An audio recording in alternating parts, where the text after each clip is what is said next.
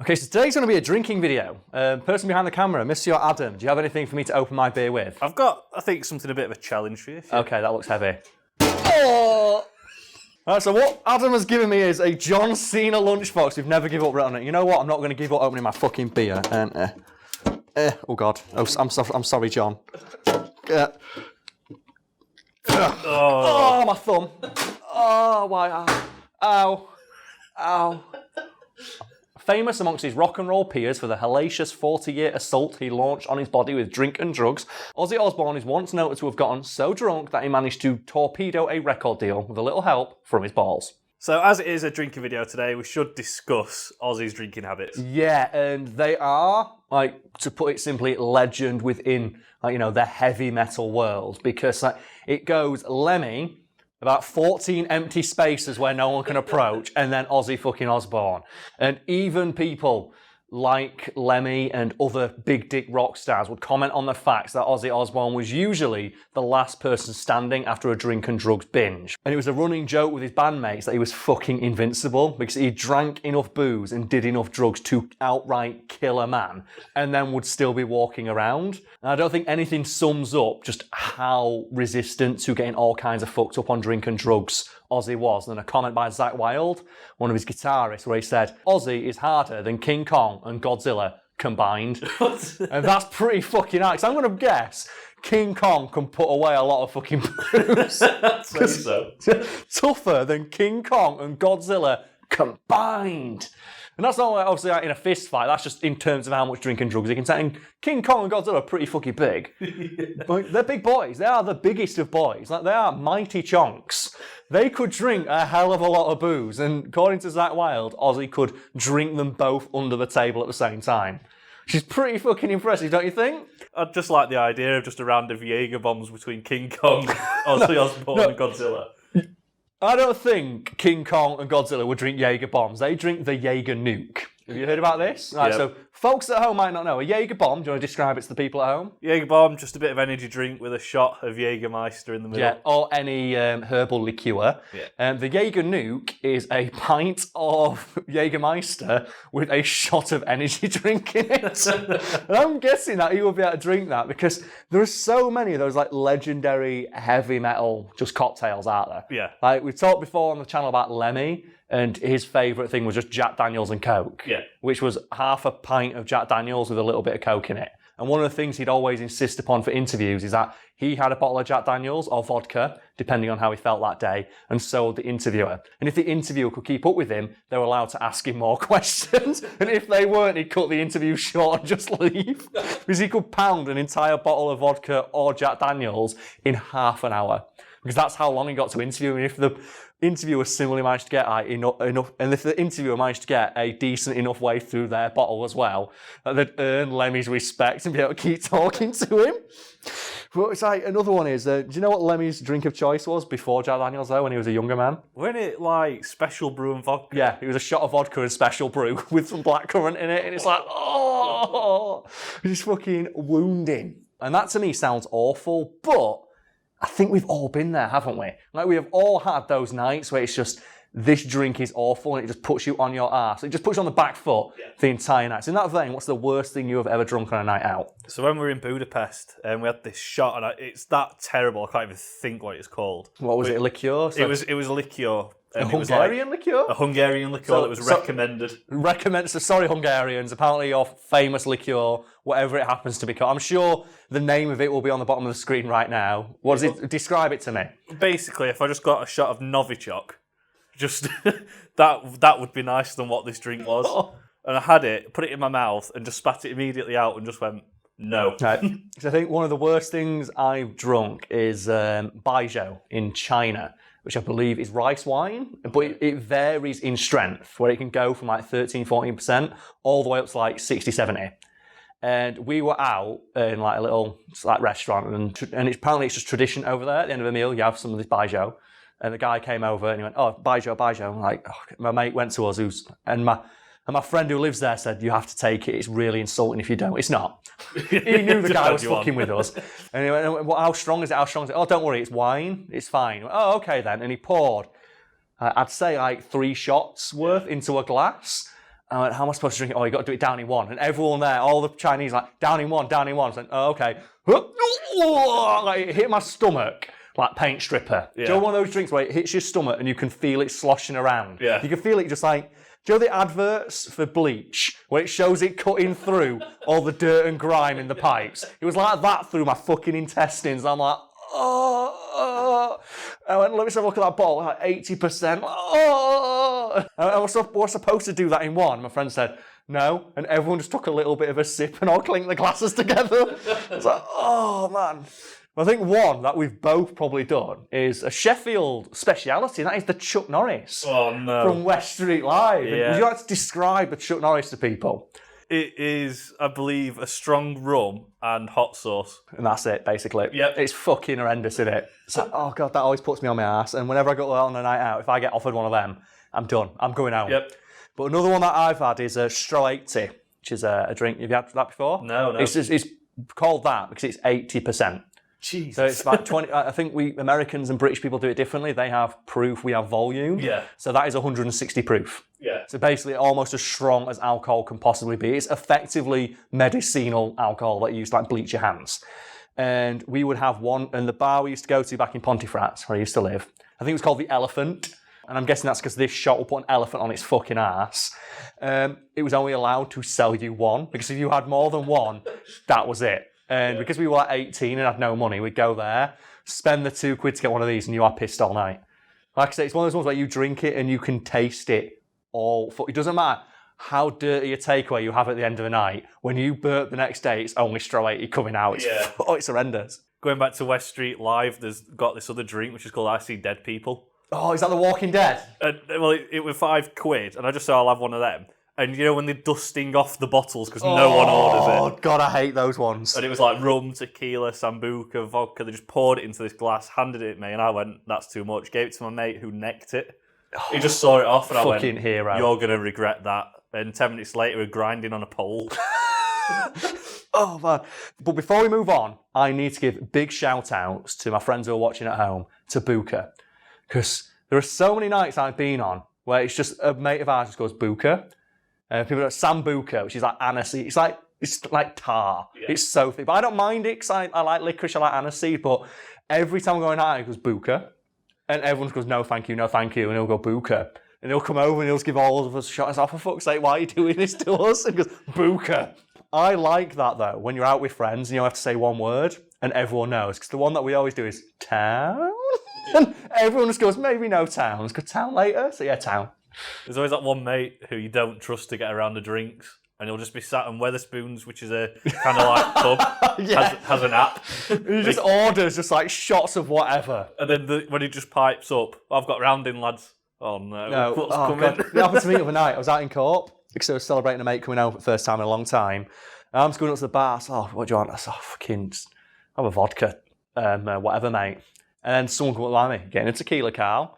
I am not getting a tequila, and I'm especially not getting a tequila from this fucking bar. And when the bartender comes up, what do you want? Oh, 2 tequilas. I was like, fuck's sake.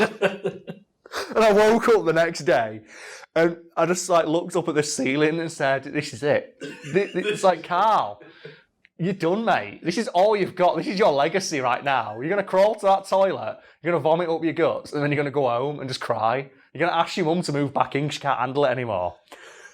So how was Ozzy actually able to drink so much? Quite simply, he was a mutant.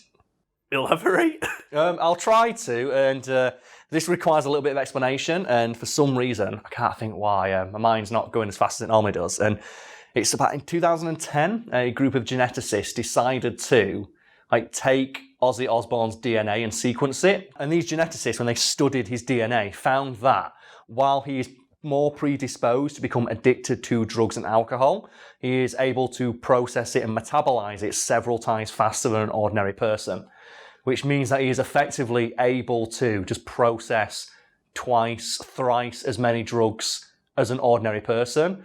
And they said this is presumably why, despite him being arguably one of the hardest living rock stars of his era, this is why he, 1, didn't die, and 2, was seemingly able to function normally on an amount of drugs that would kill an ordinary man and put a rock star on their ass. Yeah. And Ozzy himself went, interesting. And do you want to know my favourite bits from that, sequence of his genetic code found? Go on. Do you know what Ozzy's Achilles heel is? Like the one drug he can't have? I don't want to go too deep, but I'm going to guess crystal meth. No, it's coffee.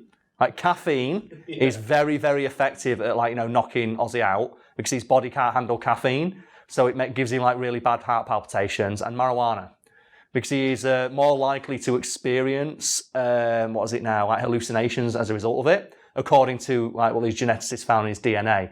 And Ozzy said, yeah, that's probably true, but normally when I was smoking marijuana, I was too high on cocaine at the time, so he couldn't really figure it out. Just think about that for a moment though. Ozzy Osbourne is genetically predisposed to be a big dick rock star because he can just process and metabolize just a lethal amount of drugs and alcohol. Like it's fucking nothing. It's crazy, man. I wish my body was like that. That'd be awesome. So, how many people have actually had their DNA sequenced? Not many worldwide. Having their entire genome taken apart and studied by geneticists, it's something that only a handful of people in history have had done so far.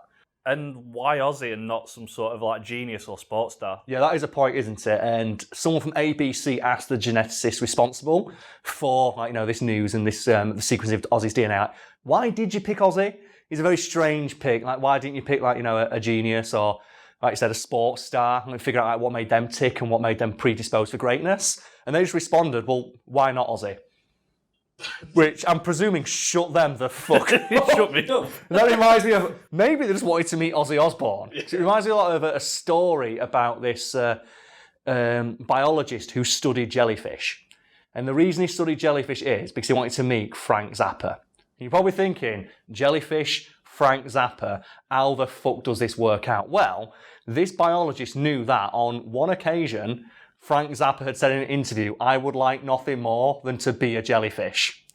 So he said, okay, what I'm going to do is I'm going to find a new species of jellyfish and name it after Frank Zappa.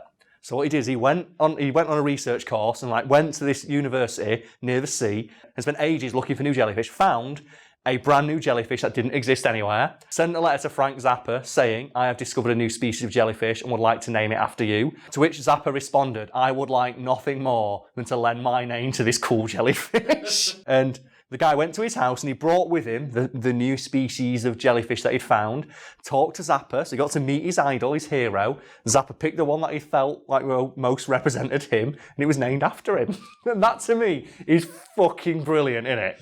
So I want to meet this big dick rock star, but how do I do it? I know, I'll discover a jellyfish.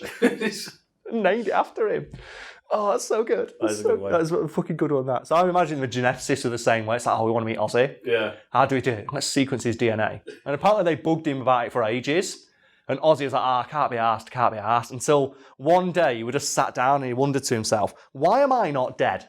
He legitimately just sat down and thought to himself, I should be dead. I'm kind of curious about why I'm not. And agreed to the study. And then they found, obviously, you're predisposed to be more addicted to drugs and drink. But thankfully, your body can metabolize them at a rate far beyond a normal human. And I was like, oh, cool, sick.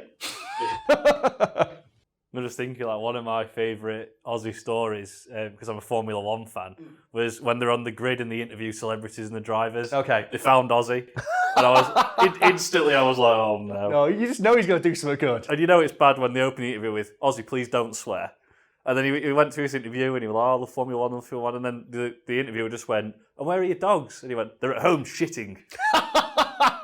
Fucking Ozzy. He's such a laugh. And you can actually see a good example of Ozzy's resistance to drugs. I think it's the Osbournes. Yeah. Where they took him to the dentist. And the dentist couldn't figure out how much nitrous oxide to give him to numb the pain. Because obviously he's just done so many drugs. And he just sat there going, I can't feel anything. I can't feel anything, as he's just slowly drifting away into dreamland. Oh no, do not restart now. Remind me tomorrow. So bearing in mind everything we've just talked about Ozzy being able to process alcohol in far greater quantities than a mortal man. Let's just move on to the meat of today's video, which is that time he got so drunk that he torpedoed a record deal with his balls. Because imagine how drunk he had to have been, because it's not normal. Ozzy did not get normal person drunk. And I want people to keep that in mind as we discuss this story now. So what happened? Well, the story goes, as recounted in Ozzy's memoirs, that He was on a trip to Germany to talk to a record producer over there about having like his solo album or something played on the radio. And he reports that I got really, really bored during the meeting. I'm just sat there and there's this stuffy German guy with a cigar in his mouth staring at me. So I decided to lighten the mood by doing a little bit of a striptease. The thing is though, Ozzy was so drunk that he only thought he was doing a striptease and in reality did something much, much worse. What did he do that was so bad? Well, according to Ozzy, when he finally sobered up a few hours later on the plane back from Germany, he looked over and saw his manager tearing up the contract he was going to have with that company. And they told him, Ozzy, like, we're never going to get a record played in Germany again. Do you know who you pissed off? And Ozzy's like, oh no, it can't be that big a deal. And his manager responded, it is that big a deal because the record executive you happened to piss off had so much influence, they ensured that no Ozzy Osbourne record was played in Germany for the next 10 years. Wow. To which Ozzy responded, well, it was worth it for the striptease, wasn't it? And his manager turns to him and goes, it wasn't just a fucking striptease, Ozzy.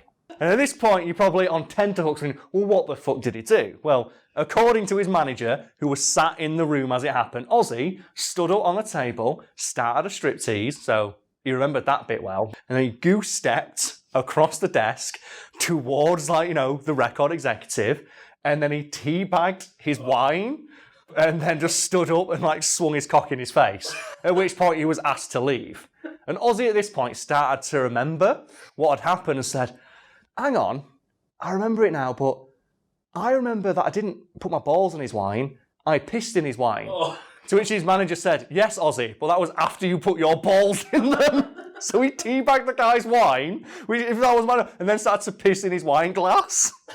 Understandably, he was kicked out and told, like, you're never coming back, and his records weren't played in Germany for another 10 years. But just think about that for a moment. Have you ever been so drunk that you forgot dipping your balls in someone's pint and then pissing in it, and then presumably getting roughed up by security while you're at it? That is next level drunkenness, yeah. Yeah. And the fact is, though, he remembered the stripping off part, but then he forgot what happened for the rest of the thing. What we're going to do now is open up another beer, because there's a little bit more to this story, as there so often is. So I'm going to get my John Cena back. And yeah, did it. And you're probably thinking, that sounds pretty bad, and his manager was probably all kinds of pissed off. So I'm happy to tell you that the manager did get their own back. So what happened there then? Well, a short while later, Ozzy was once again in a meeting with some high-powered record executive from Europe, and his manager told him to be on his best behaviour, so he was only a little bit drunk. And Ozzy, you know, by his own admission, was very, very bored, and he turned to the biggest guy in the room, who happened to be like, you know, that record executive bodyguard, and said, I'm bored, can you just punch me in the face as hard as you can? And the guy, I'm not going to do that, Mr. Osbourne. And he went, oh, come on, don't be a pussy, just punch me as hard as you can, I'm bored. And the guy said, I'm sorry, I'm not going to do that. So he turned to another bloke and went, oh, can you punch me in the face, please? And the guy said, I'm not going to do that. And he turned around and his manager punched him as hard as they could in the face, and Ozzy fell back. And as Ozzy's on the floor with a busted nose and blood streaming down his face, his manager says, happy now, Ozzy? To which he responded, very happy, thanks. And you're probably thinking, why is Karl telling that story? And the answer is because Ozzy's manager at the time was a woman called Sharon, aka the woman he would marry like 6 months later. That's brilliant. And that's how they met each other and got to know each other better. Just with her just proper just clocking him on each jaw. And he ended up marrying. They've been happily married ever since. That's amazing. Like, isn't that? So how did you two know you were going to get together? You know you're going to get married? And I was like, oh, well, I asked this bloke in a bar to punch me, and he wouldn't, as Sharon did. And I knew that's the one for me. Never stop Ozzy Osbourne. Just shine on, you crazy fucking diamond. Since today is the first drinking video in a good long while, how about we conclude it with some drunken stories? Because the audience has only heard you in a few videos, Adam, so I feel like they should get to know you more. And what better way to get to know someone than hearing a story about them at their worst? So tell me a drunken story, Adam, as I enjoy my beer. So I did the Camp America project in 2014. Yeah. And do you want to just describe that for people who might not know what it is? So Camp America is basically, as an English person, we get placed in America at a summer camp, go and spend 3 months out there working with kids, adults, you know, depending on what you get. Just have like a gay old time. Yeah. Just have a grand session. and then get paid for it, and then you come back like a lovely experience in America, and a load of money. Yeah, that's so it. what happened on your trip then? So on my night off, I went out and we found an Irish bar, and I got talking to someone. There's so many Irish bars in America. It's crazy. It's weird. Got talking to him, and he was from England, working out there. So we had a bit of banter, and he was free pouring Jack Daniels. So I was paying like $3, and it was like half a pint. Fucking legend. So yes. I got hammered. I got so drunk. Went back to camp in a taxi, and the taxi ride was bumpy. So it was like, no. I got back and literally threw up at the steps to my cabin. Like, just projectiled. Went to bed, thought nothing of it. And this is in the middle of summer in America. So it is and in warm. the woods. Yes, in a camp. in the woods. And I got woke up in the morning by one of the directors. It was like, Adam, clean up your mess. And when I went out there, 9 a.m, absolute scorching sun, I went out and there was a camper sat playing in my sick. Oh no! Oh god, that's so bad.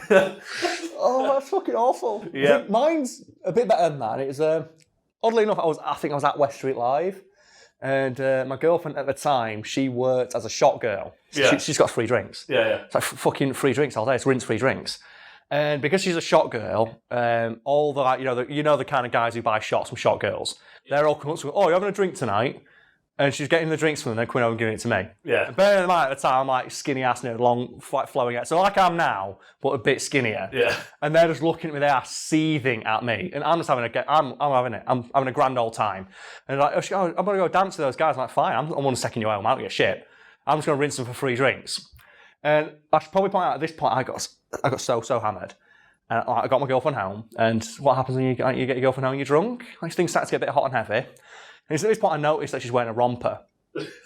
And it gets to the moment, I'm just staring at it, and I pull shorts down, I look, and I burst out laughing. He goes, what is it? He goes, I feel like I'm changing your nappy. Because at the time, I've got a little sister whose nappy needs to be changed. And I went, this is like changing a fucking nappy, and I'll lose it. Yeah. And she kicks me off the bed and goes, I can't believe you'd bring this up right now. You know how self-conscious I'm. Like, what about what? Wearing a nappy? Come on. And she was just so fucking pissed off because I just thought, it looks like I'm changing your fucking nappy right here. This is awful. Why are you wearing this thing? And she fucking went to bed on a strop. And I had to go sleep on fucking sofa. I woke up in the morning. Oh God, I slept so poorly. Because you're on a sofa and you put your head on the sofa bit and your head goes like that. And it goes like that. And you're at an angle and you wake up in the morning and you go, oh God, no, I'm dead. This is it. Tell my wife I love her, I'm done. And she just wakes up in the morning, she goes down, and she has to see her out the corner of her eye, putting the romper in the bin. Because she just couldn't wear it anymore. So what I did is, after she snuck off, I went out and I got it and I folded it up all neat and just put it on the table. Oh, God. And just went back and pretended to go back to sleep. I just woke up in the morning to her yelling at me. He was like, oh man, but I couldn't deal with it. I was laughing. Well, I've got a story when I went out with you. Oh God, what did I? For fuck's sake, go on then. So we've been streaming, and then we said, let's go for some beers. Follow me on Twitch. Yeah, and about 10 beers later, we were in a pub called the Yorkshireman. And I said, the legendary Yorkshireman. I know. And I said, where else are you going to go as a Yorkshireman? Oh, absolutely, fantastic. And I said, all right, I'm calling it. So I went home, and I don't remember getting home. I don't remember getting in. And I woke up to 3 messages from my friends, one of which was Nisha, saying, what were those Snapchats about last night? Oh, that's always a bad one. I went, I don't know. That's always a fucking rough one. So one of my friends, Harry, he was one who messaged me, and I said, I don't know, what was the Snapchat? And at 3 a.m, I was walking up my staircase where there's other people living, and I was in chanting. Your staircase? Fucking, you need to move to a better apartment, mate. Yeah, but I was chanting Sheffield United songs at the top of my lungs at 3 a.m. I was just chanting football chants. And I am so surprised we're still living there. Oh, the one that gets me is you talk when me and you went on a night out once, and you just text Nisha for no reason, at 1 a.m. saying sorry, and then didn't respond. And that, to me, if I got a message like that from my partner, at 1 a.m. when I knew they were out drinking, I would be on the fucking warpath the next day. I would be on the Jurassic Park. The Jurassic Park fucking warpath. So from that, what was that about? But the thing is, I woke up and I checked my phone, just check, have a look. And then that's when I messaged Nisha saying sorry.